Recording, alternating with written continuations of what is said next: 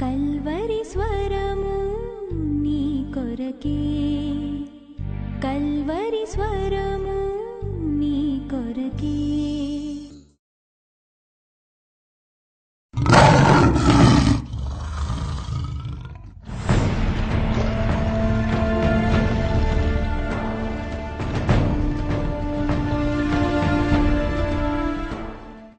మూడవ పాఠం, పాత్రలు పాడు చేయబడినాయి. ఈ అద్భుతమైనటువంటి పవిత్రమైనటువంటి మేలిమి బంగారముతో చేయబడినటువంటి పాత్రలు, దేవుని మందిరములో వాడబడవలసిన పాత్రలు శత్రువు చేతికి చిక్కినప్పుడు, శత్రువు చేతికి చిక్కిన ఆ పాత్రలు ఆఖరికి ఏం చేయబడినాయి? అపవిత్రపరచబడినాయి, పాడు చేయబడినాయి. చూద్దాం రండి. దానియేలు గ్రంథము 5వ అధ్యాయము 1 నుంచి కొన్ని వచనాలు. రాజగు బెల్షస్సరు తన అధిపతులతో 1000 మందికి గొప్ప విందు చేయించి ఆ 1000 మందితో కలిసికొని ద్రాక్షారసము త్రాగుచుండెను. బెల్షస్సరు, ఒక్క మాట, దానియేలు గ్రంథాన్ని మనం ధ్యానిస్తున్నప్పుడు మన కళ్ళ ముందు కనిపించేటటువంటి ప్రాముఖ్యమైన 3 రాజులు మీరు గుర్తు పెట్టుకోవడానికి సులభంగా మీకు ఈ విషయాన్ని చెప్తాను, జ్ఞాపకం పెట్టుకోండి. మొదటిగా కనిపించే రాజు నెబుకద్నెజరు. నెబుకద్నెజర్ని మీరు గుర్తు పెట్టుకోవాలంటే సులభము. షద్రక్, మెషక్, అబేద్నెగోను అగ్నిగుండంలో వేసింది నెబుకద్నెజరే. సో అలా గుర్తు పెట్టుకోండి. ఆ తరువాత పరిపాలన చేయటానికి వచ్చింది బెల్షస్సరు. ఇతన్ని మీరు గుర్తు పెట్టుకోవాలంటే ఇతనే దేవుని మందిర ఆలయపు పాత్రను తెప్పించి అందులో ద్రాక్షారసము పోసి విందు చేయించినప్పుడు దేవుని యొక్క హస్తము గోడ మీద రాసిన సంగతి మీకు జ్ఞాపకం ఉందా? మెనే మెనే టెకేల్ ఫార్సిన్. ఆ అక్షరాలు, ఆ మాటలు జ్ఞాపకం ఉన్నాయా? అది ఇదిగో బెల్షస్సరు జీవితంలో జరిగినటువంటి సంఘటన. ఆ తరువాత దర్యావేషు వచ్చాడు. దర్యావేషును మీరు జ్ఞాపకం పెట్టుకోవాలంటే సులభము. జ్ఞాపకం ఉందా? దానియేలు దినమునకు 3 మారు ప్రార్థన చేసే అలవాటు ఉన్నవాడని గ్రహించి అతన్ని ఏదో విధంగా నష్టానికి, కష్టానికి, మరణానికి అప్పగించాలని చెప్పి అధికారులు పన్నాగం పన్ని అతన్ని సింహాల బోనులో వేసినప్పుడు, దానియేలు, నిత్యము నీవు సేవించు దేవుడు నిన్ను కాపాడగలిగినా అని సింహాల గుహ దగ్గరకు వచ్చి పిలిచిన రాజు ఎవరో తెలుసా మీకు? దర్యావేషు. సో మీరు మర్చిపోకుండా ఉండడానికి 3 రాజుల జీవితంలో 3 ప్రాముఖ్యమైన సంఘటనలు చోటు చేసుకున్నాయి. ఆ సంఘటనలు మనకు జ్ఞాపకం ఉన్నట్లయితే రాజులు కూడా జ్ఞాపకం ఉంటారు. షద్రక్, మెషక్, అబేద్నెగో ఈ 3 అగ్నిగుండంలో వేసినటువంటి రాజు నెబుకద్నెజర్ అయితే, దేవుని మందిరంలో ఉన్నటువంటి పాత్రలను తీసుకొచ్చి ద్రాక్షారసము పోసి అందులో విందు చేసి పాపిష్టి పని చేయటం వల్ల దేవుని హస్తమే వచ్చి అతను చేసిన పాపమును బయటపెట్టి అతన్ని తక్కెట్లో తూచి ఆఖరికి ఆ రాత్రే అతడు చంపబడ్డానికి కారణమైనటువంటి సంఘటన బెల్షస్సరు జీవితంలో జరిగింది. దానియేలు సింహపు గుహలో వేయబడినప్పుడు దర్యావేషు కాలంలో జరిగింది. సో రాబోయే రోజుల్లో ఇవన్నీ మనం ధ్యానించబోతున్నాం కాబట్టి సులభంగా జ్ఞాపకం పెట్టుకోవడానికి ఈ విషయాలు మీతో పంచుకుంటున్నాను. ఇప్పుడు మనం ధ్యానిస్తుంది దానియేలు 1వ అధ్యాయం గనుక నెబుకద్నెజరు. ఈ నెబుకద్నెజరు యొక్క కాలంలోనే యెరూషలేము మీదకు వెళ్ళి యెరూషలేములో ఉన్నటువంటి సొలొమోను దేవాలయంలో ఉన్న పవిత్రమైన పాత్రలను తనతో పాటు తీసుకొచ్చేశాడు. వాటిని అపవిత్రపరచకుండా తనకున్న భక్తిని బట్టి తన దేవత యొక్క మందిరపు బొక్కసములో వాటిని భద్రంగా దాచాడు. అలా భద్రంగా దాచబడినటువంటి దేవుని ఉపకరణములు, పాత్రలు ఆ తర్వాత రాజుగా వచ్చిన బెల్షస్సరు ఏం చేశాడు? అదే ఇప్పుడు మనం చదువుతున్నాం 5వ అధ్యాయము 1 నుంచి కొన్ని వచనాలు. రాజగు బెల్షస్సరు తన అధిపతులతో 1000 మందికి గొప్ప విందు చేయించి ఆ 1000 మందితో కలుసుకొని ద్రాక్షారసము త్రాగుచుండెను. బెల్షస్సరు ద్రాక్షారసము త్రాగుచుండగా తానును తన అధిపతులను, తన రాణులను, తన ఉపపత్నులను వాటిలో ద్రాక్షారసం పోసి త్రాగునట్లు ద్రాక్షారసము పోసి త్రాగునట్లు తన తండ్రి యగు నెబుకద్నెజరు యెరూషలేములోని ఆలయములో నుండి తెచ్చిన వెండి బంగారు పాత్రలను తెమ్మని ఆజ్ఞ ఇచ్చెను. అందుకు వారు యెరూషలేములోని దేవుని నివాసమగు ఆలయములో నుండి తీసుకొని సువర్ణోపకరణములను తెచ్చి ఉంచగా రాజును అతని అధిపతులను అతని రాణువులను అతని ఉపపత్నులను వాటిలో ద్రాక్షరసము పోసి త్రాగిరి. పరిశుద్ధమైన దేవుని యొక్క మందిరములో వాడబడవలసినటువంటి ఉపకరణములు ఏం చేయబడినాయి? పాడు చేయబడినాయి, అపవిత్రపరచబడినాయి. పాత్రలు పట్టబడినాయి, పాత్రలు దాచిపెట్టబడినాయి, పాత్రలు పాడు చేయబడినాయి. సహోదరులు, సహోదరులు, దయచేసి గమనించండి. ఆనాడు నెబుకద్నెజరు యెరూషలేము మీద దాడి చేసినప్పుడు తనతో పాటు యెరూషలేములో ఉన్నటువంటి కొంతమంది ప్రజలను తీసుకెళ్ళాడు. అంతేకాకుండా దేవుని మందిరములో ఉన్నటువంటి పవిత్రమైన పాత్రలను కూడా తనతో పాటు తీసుకువెళ్ళాడు. అలా పాత్రలను తనతో పాటు తీసుకొని వెళ్ళినప్పుడు ఆ పాత్రలు ఏ విధంగా వాడబడినాయి? అపవిత్రముగా వాడబడినాయి. దేవుని మందిరములో ఉన్నటువంటి పాత్రలు అపవిత్రపరచబడినాయి. సహోదరులు, సహోదరులు, దయచేసి వినండి. ఈ శరీరము దేవుని ఆలయము. ఈ శరీరము దేవుని ఆలయము అయినట్లయితే మన చేతులు ఆ ఆలయములో పాత్రలు, మన కాళ్ళు ఆ ఆలయములో పాత్రలు, మన కళ్ళు, మన చెవులు, మన నోరు ఇవన్నీ కూడా దేవుని ఆలయములోని పాత్రలే. మన జీవితాన్ని ఒకవేళ శత్రువుకి అప్పగించినట్లయితే, మన జీవితాన్ని సైతానుకు అప్పగించినట్లయితే, మన జీవితాన్ని పాపిష్టి కార్యాలకు అప్పగించినట్లయితే సైతాను చేసే పనేమిటంటే ఈ ఆలయంలో ఉన్నటువంటి పాత్రలను, అనగా మన శరీరంలో ఉన్నటువంటి అవయవములను అపవిత్రపరుస్తాడు. నువ్వు ఎప్పుడైనా ఎన్నడైనా సైతానుకు ఒకవేళ పాపము చేయటానికి అవకాశం ఇచ్చినట్లయితే, నీ శరీరాన్ని అప్పగించినట్లయితే వాడు అంత సులభముగా నిన్ను విడిచిపెట్టడు. నీ చేతులను పాడు చేస్తాడు, నీ చేతలను పాడు చేస్తాడు, నీ కళ్ళను పాడు చేస్తాడు, నీ నోటిని పాడు చేస్తాడు, నీ చెవులను పాడు చేస్తాడు, నీ నడకను పాడు చేస్తాడు, నీ పడకను పాడు చేస్తాడు.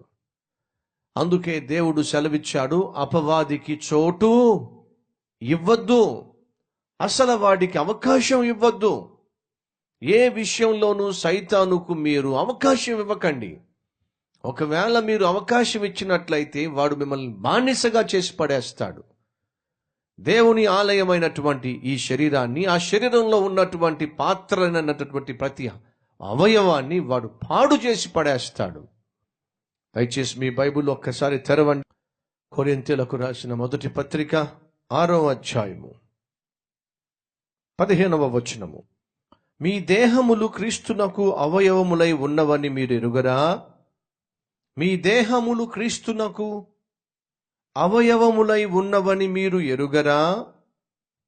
నేను క్రీస్తు యొక్క అవయవములను తీసుకొని వేశ్య యొక్క అవయవములుగా చేయుదునా?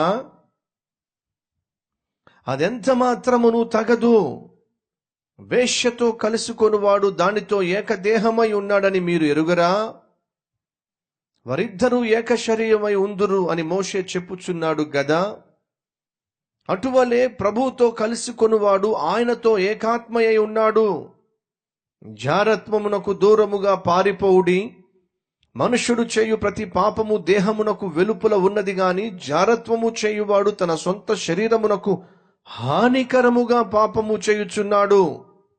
మీ దేహము దేవుని వలన మీకు అనుగ్రహింపబడి మీలో ఉన్న పరిశుద్ధాత్మకు ఆలయమై ఉన్నదని మీరు ఎరుగరా?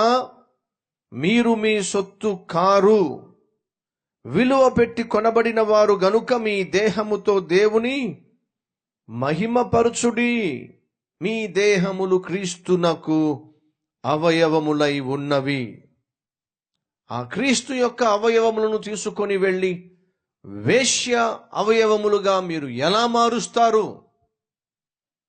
సహోదరులు, సహోదరులు, దేవుని ఆలయమైన మన శరీరము, అది క్రీస్తు యొక్క నివాస గృహము అనే సత్యము మనం గ్రహిస్తే ఎంత బాగుంటుంది. మన శరీరములో ఉన్నటువంటి ప్రతి అవయవము అది క్రీస్తు అవయవము అనే సత్యము గ్రహిస్తే ఎంత బాగుంటుంది. అయ్యో, ఈ సత్యము గ్రహించకేగా మన శరీరాన్ని మాటిమాటికి మలినం చేసుకుంటున్నాం, అపవిత్రపరుచుకుంటున్నాం. ఏదో ఒక రహస్య పాపమునకు బానిసై ఆ పాపమును పదే పదే చేస్తూ నీ శరీరాన్ని రేపుకుంటూ దేవుని దృష్టిలో నీచమైన కార్యాలు చేసేవాడిగా మిగిలిపోతున్నావు. ఈ రాత్రి ఒకవేళ ప్రభువు నీతో సూటిగా మాట్లాడుతూ ఆ వ్యక్తివి నీవే అని చెప్తున్నట్లయితే నిన్ను నీవు సరిచేసుకుంటే ఎంత బాగుంటుంది. శరీరము దేవుని ఆలయము. శరీరంలో ఉన్న ప్రతి అవయవము ఆ ఆలయములో ఉపయోగపడవలసిన దేవుని పాత్రలు అనే సత్యము మర్చిపోవద్దు. ఆ శరీరాన్ని ఒకవేళ నీవు వేశ్యకు అప్పగించినా, ఆ శరీరాన్ని ఒకవేళ శరీర ఇచ్ఛలకు అప్పగించినా, ఒకసారి సైతానుకు అవకాశం ఇచ్చినా, ఒకసారి శరీరాన్ని సైతానుకు అప్పగించినా వాడు అంత సులభముగా నిన్ను విడిచిపెట్టడు అనే సత్యము మర్చిపోవద్దని ప్రభువు పేరట మనవి చేస్తున్నా. నెబుకద్నెజరు ఆ పాత్రలను తీసుకుని వెళ్ళాడు. ఏం జరిగింది? పాత్రలను దాచిపెట్టడం జరిగింది కానీ కొంతకాలమే. ఆ తరువాత ఏమైంది? ఆ పాత్రలు అపవిత్రపరచబడినాయి. ఒకసారి పాత్రలు శత్రువు చేతికి చేరినట్లయితే, ఒకసారి నీ పాత్ర, నీ జీవితము సైతాను చేతికి అప్పగించబడినట్లయితే, సైతాను మనుషులకు అప్పగించబడినట్లయితే, చెడు స్నేహితులకు అప్పగించబడినట్లయితే, ఈ లోకానుసారమైన కోరికలకు ఇచ్ఛలకు నీ శరీరాన్ని నువ్వు అప్పగించినట్లయితే, ఒక్కసారి ఒక్క పాపముతో నువ్వు బయటపడ్డము సాధ్యము కానే కాదు. ఒకరోజు ఇద్దరు చెల్లెళ్ళు వచ్చారు. అన్నా, మీతో ఈ విషయం చెప్పాలన్నా అని చెప్పన్నాడు. ఏమిటమ్మా అనంటే, అందులో ఒక చెల్లి అంటుంది, ఒక అమ్మాయి అంటుంది, అన్నా నేను ఒక అబ్బాయిని ప్రేమించాను. ప్రేమించటమే కాకుండా ఆ అబ్బాయి తొందర చేయటం వల్ల ఆ అబ్బాయితో పాపం చేశాను. అలా పాపము చేసిన విషయము మా ఇంట్లో ఎవ్వరికీ తెలియదు. ఇప్పుడు నేను ఒక భయంకరమైనటువంటి సమస్య గుండా వెళ్తున్నాను. ఏమిటి అంటే, నేను అతనితో పాపం చేయటం అతడు సెల్ ఫోన్లో మొత్తం రికార్డ్ చేశాడు. ఇప్పుడు అతను నాతో అంటుంది ఏమిటంటే, నేను ఎక్కడికి రమ్మంటే అక్కడ నువ్వు రావాల్సిందే, ఎప్పుడు రమ్మంటే అప్పుడు రావాల్సిందే, ఏ రూముకు రమ్మంటే ఆ రూముకు వెళ్ళాల్సిందే. అన్నా, ఈరోజు ఆ అబ్బాయి చేతిలో నేను తోలు బొమ్మనైపోయాను, ఒక ఆట బొమ్మనైపోయాను. రాలేను అని చెప్తే వెంటనే ఫోన్లో ఒక మాట అంటున్నాడు, నువ్వు నాతో చేసిన పాపాన్ని రికార్డ్ చేసి మీ నాన్నకు పంపిస్తా, మీ నాన్న అది చూసి గుండె ఆగి చచ్చిపోతాడు. అప్పుడు ఆ అమ్మాయి అంటుంది, అన్నా మా నాన్న ఒక బ్యాంకుకి మేనేజర్ అన్నా, సొసైటీలో ఎంతో పేరున్నవాడన్నా, మా కుటుంబము అందరికీ తెలిసిన కుటుంబం అన్నా, పొరపాటున నేను చేసిన ఈ పాపిష్టి పని కాస్త ఒకవేళ మా ఇంటికి సీడీ ద్వారా చేరితే మా నాన్న మా అమ్మ ఇద్దరు కలిపి చస్తారన్నా అని చెప్పి వాళ్ళను చంపుకోలేను అని చెప్పి ప్రతిరోజు వీడి చేతిలో చావకుండా ఉండలేను. ఇటువంటి భయంకరమైనటువంటి స్థితిలో ఇరుక్కుపోయాను. ఎలా బయటపడాలో నాకు తెలియటం లేదు. ఒకసారి సైతానుకు అవకాశం ఇస్తే, ఒకసారి సైతాను మనుషులకు అవకాశం ఇస్తే, వాళ్ళు ఏ రీతిగా మనిషితో తోలుబొమ్మలు ఆటలాడుతున్నారో, ఏ రీతిగా ఆ వ్యక్తిని ఆటబొమ్మగా మార్చుకుంటున్నారో ఈ చెల్లి యొక్క జీవితమే ఒక నిదర్శనము. సహోదరుడా, సహోదరి, ఈరోజు సైతాను ఈ రీతిగా యవ్వన ప్రాయంలో ఉన్న బిడ్డలను బంధించి పడేస్తున్నాడు. అందుకే చెల్లెళ్లకు మరలా నేను మనవి చేస్తున్నాను, పాపిష్టి ప్రేమల్లో పడకండి, పనికి మాలిన స్నేహాలకు తావు ఇవ్వకండి. ప్రేమ అని చెప్పి ఆ ప్రేమల్లో పడి నీచమైన కార్యాలకు ఒడిగట్టకండి. ఆ దుర్మార్గులు, ఆ దుష్టులు నువ్వు చేసిన పాపాన్ని రికార్డ్ చేసి నిన్నే బ్లాక్మెయిల్ చేస్తూ ఉంటే జీవితాంతము చస్తావు నువ్వు. ఆ అమ్మాయి పెళ్లి చేసుకుందామంటే లేదు. ఒకవేళ పెళ్లి సంబంధం కుదిరితే వాడికే పంపిస్తా ఈ సీడీ. పెళ్లి చేసుకున్న తరువాత అయినా సరే నేను పిలిచిన చోటకల్లా రావాల్సిందే. పెళ్లి చేసుకున్న తర్వాత నేను మరొక వ్యక్తికి భార్యనైన తర్వాత నీ దగ్గరికి ఎలా వస్తాను? రాకపోతే వాడికి పంపిస్తాను ఈ DVD. అప్పుడు వాడు నిన్ను చావగొడతాడు, ఇంట్లోంచి బయటకు గెడుతాడు. ఆ విధంగా పరువు పోగొట్టుకోవడం నీకు మంచిదో, లేదా నాతో పాపము చేసి నన్ను సంతోషపరచడం ఈజీయో తెలుసుకో. ఏమిటి బ్లాక్మెయిల్? ఏమిటి దారుణము? ఏమిటి భయంకరమైనటువంటి పాచికత్వము? ఎస్, ఒకసారి సైతాను మనుషులకు, సైతాను ఇచ్ఛలకు మనిషి తావిస్తే, ఒక అమ్మాయి తావిస్తే, ఒక అబ్బాయి తావిస్తే ఎంతగా వారి జీవితము పతనమైపోతుందో ఇది మచ్చుకు ఒక ఉదాహరణ మాత్రమే.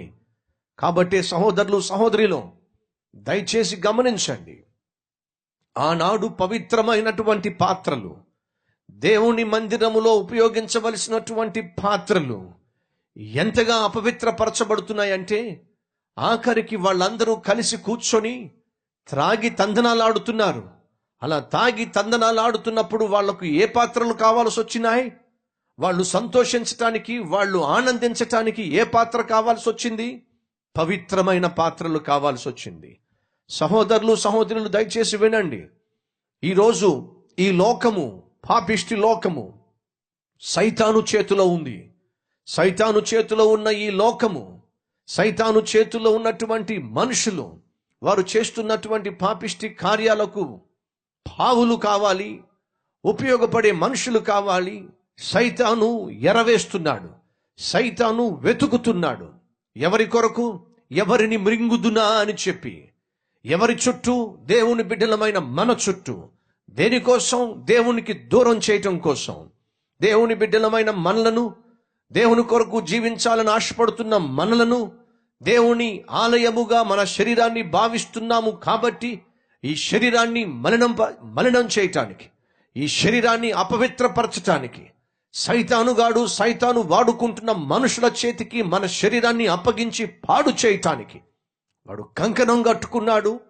వాడు నిర్ణయం తీసుకున్నాడు. కాబట్టే దేవుని బిడ్డలమైన మనము అపవాదికి చోటివ్వకుండా, ఈ లోక మాలిన్యము ఏమాత్రము మనకు అంటకుండా బహు జాగ్రత్తగా ఈ అంచె దినాల్లో జీవించవలసిన వారమై ఉన్నాము. ఏ మాత్రము సైతానుకు చోటిచ్చిన, అవకాశం ఇచ్చిన జీవితాంతము ఏడవలసిందే. సహోదరులు, సహోదరులు, తొందరపడకండి.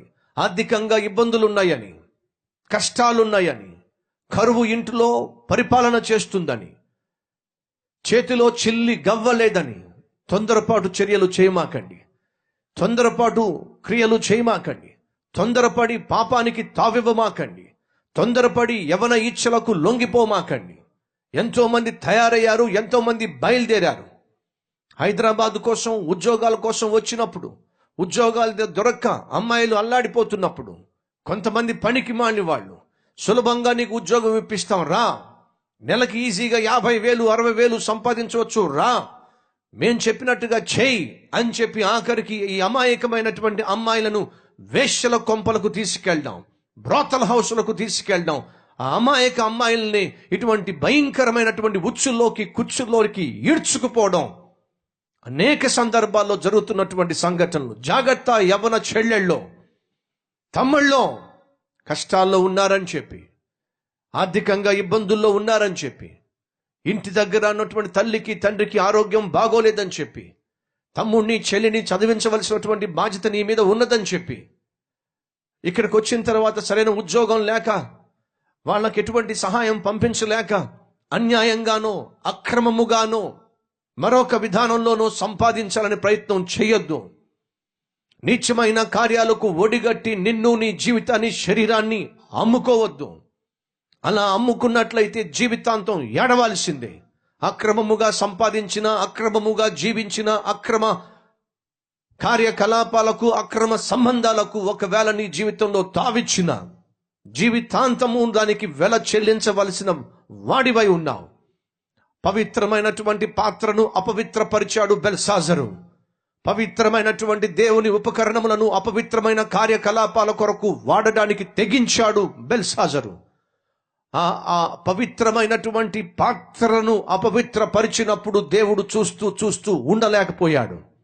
సహోదరుడా, సహోదరి, మరొక్కసారి చెప్తున్నా, మన శరీరము దేవుని ఆలయము. ఆ శరీరంలో ఉన్నటువంటి ప్రతి అవయవము దేవుని యొక్క ఉపకరణములు, ఆయన పాత్రలు. వాటిని మనం ఒకవేళ తెగించి అపవిత్రమైన వాటి కొరకు ఉపయోగిస్తే, ఆనాడు బెల్షాజరు ఆ విధంగా ఉపయోగించి అపవిత్రమైన వాటి కోసం పవిత్రమైన పాత్రలను ఉపయోగించినప్పుడు, వాడినప్పుడు ఏం జరిగింది? దేవుని యొక్క ఉగ్రత, దేవుని యొక్క కోపము అమాంతంగా బెల్షాజరు మీద పడింది. ఆ రోజు అపవిత్రపరుస్తూ, పవిత్రమైన పాత్రలను అపవిత్రపరుస్తూ వాటితో సరదా తీర్చుకుంటున్నప్పుడు మెనే మెనే టెకెల్ ఫార్సీన్ అనేటటువంటి అక్షరాలు దేవుని యొక్క చెయ్యి వచ్చి రాయడం మనం చూసాం. ఆ విధంగా ఆ చెయ్యి వచ్చి రాసినప్పుడు ఏం జరిగిందో మీరే ఒక్కసారి చూసే ప్రయత్నం చేయండి. Humble the Almighty by desecrating his possessions. పవిత్రమైన పాత్రలను తెప్పించి like a captive, ఇష్టం వచ్చినట్టుగా వాటిని ఉపయోగించావు. would you pluck out his eyes and have him beg for scraps of food? This you would do if you could, and the Almighty knows it. దానియేలు మాట్లాడుతున్నాడు బెల్షాజర్తో. This is his answer to you. The Lord God will strike you down like an enemy. దేవుడు నిన్ను నాశనం He has చేయబోతున్నాడు. bidden his angel to unsheath his sword. These then are the words he has written. Mene.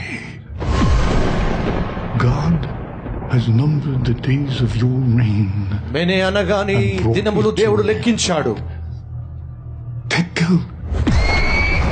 You have been weighed in the scale. దేవుడు నిన్ను తక్కెట్లో పెట్టి తూచాడు, తక్కువగా కనిపించావు.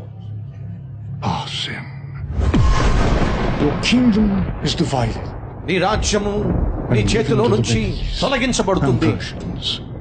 ఈ రాత్రి నువ్వు చంపివేయబడతావు. Your life will be demanded of you, and before the sun rises, your flesh will grow cold. సూర్యుడు ఉదయించక మునిపే నువ్వు చంపివేయబడతావు.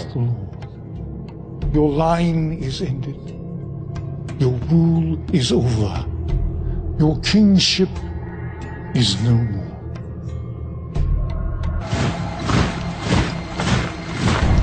ఆ రాత్రి శత్రువులు వచ్చేశారు.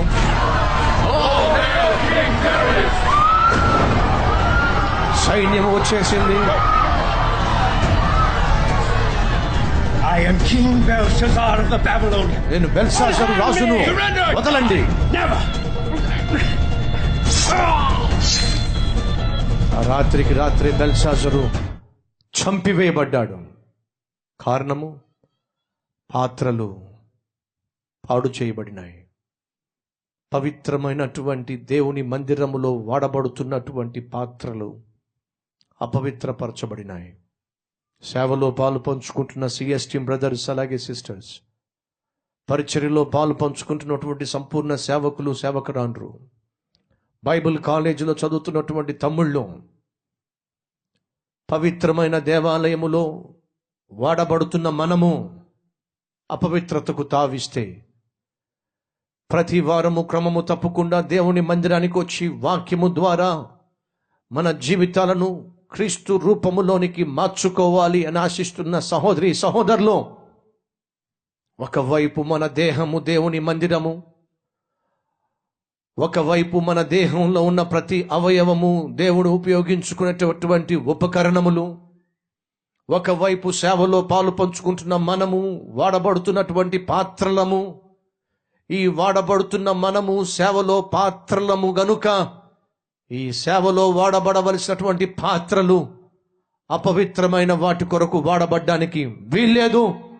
ఒకవేళ అపవిత్రమైన వాటి కొరకు మన శరీరాన్ని, శరీర అవయవాల్ని వాడినట్లయితే, ఆనాడు ఏ రీతిగా బెల్షాజర్ను దేవుడు తక్కెట్లో పెట్టి తూచాడో, ఏ రీతిగా ఆ రోజు బెల్షాజరు తన తక్కెట్లో పెట్టి తోచబడినప్పుడు దేవుని దృష్టిలో తక్కువగా కనిపించాడో, ఏ రీతిగా దేవుడు ఆ బెల్షాజర్ను శిక్షించాడో, అదే రీతిగా దేవుడు నిన్ను శిక్షించే రోజు ఒకవేళ బహు దగ్గరగా ఉందేమో. నీవు నీ శరీరాన్ని అపవిత్రపరచుకోవడం దేవుడు చూశాడేమో.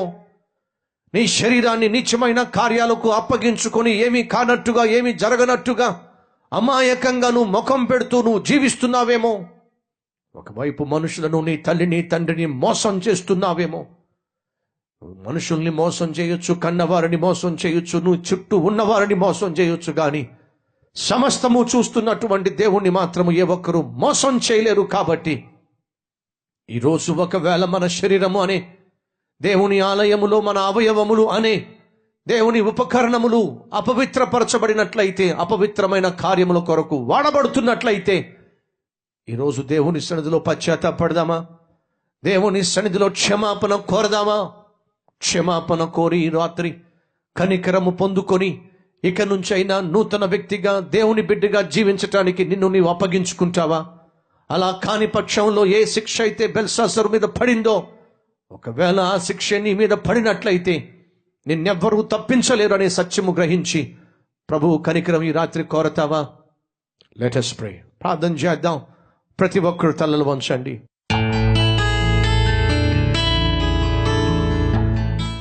మహాపరిశుద్ధుడు అయిన ప్రేమ కలిగిన తండ్రి, దానియేలు జీవితము ద్వారా, దానియేలు గ్రంథము ద్వారా నాయన ఎన్నెన్నో విలువైన ఆత్మీయ పాఠాలు మాకు నేర్పిస్తున్నందుకు వందనాలు. కొన్ని వేల సంవత్సరాల క్రితము జరిగిన సంఘటనను ఆధారం చేసుకొని మమ్మును పవిత్రపరుస్తున్నందుకు, హెచ్చరిక చేస్తున్నందుకు తండ్రి నీకు స్తుతులు, స్తోత్రాలు. ఒక్కొక్క వచనము ద్వారా, ఒక్కొక్క మాట ద్వారా మా జీవితాన్ని సంపూర్తిగా నాయన బాగు చేస్తున్నందుకు వందనాలు. ఎందరైతే ఈ రాత్రి, ఎందరైతే ఈ సమయంలో ఆయన తమ జీవితము ఏ రీతిగా సైతాను చేతిలో వాడబడిందో, వాడిపోయిందో, ఓడిపోయిందో, నలిగిపోయిందో ఆయన గ్రహించి నీ సన్నిధిలో క్షమాపణ కోరుతూ ఇక నుంచి అయినా నీ మందిర ఆలయ ఉపకరణములుగా, పవిత్రముగా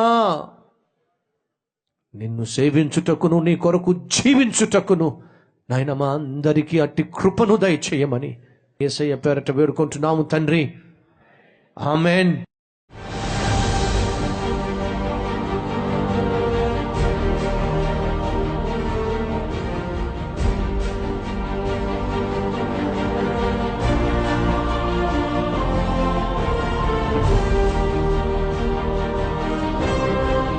పరలోకమందున్న దేవునితో నీకు కనెక్షన్ లేకపోతే ఈ లోకమంతా కలిసినా నీకొచ్చే ఆపద నుంచి, వచ్చే కష్టం నుంచి విడిపించేవాడు ఉండడు.